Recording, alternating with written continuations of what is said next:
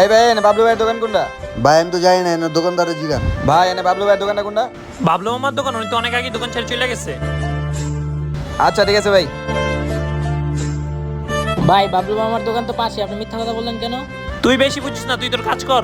আচ্ছা ভাই, বাবলু মামা তো আপনার ওস্তাদ ছিল, ওনার কথা যেই জায়গায় আপনি মিথ্যা কথা বলেন কেন?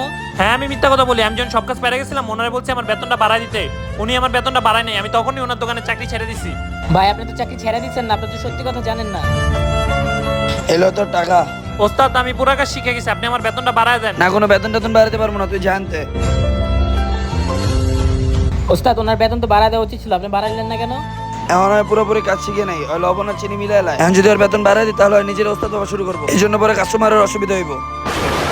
ভাই একটা কথা সবসময় মনে রাখবেন, ওস্তাদ কারো কখনো খারাপ চায় না। ওস্তাদ তা কারো খারাপ চাইতে পারে না, আপনারা একমত হলে কমেন্টে বলে যান।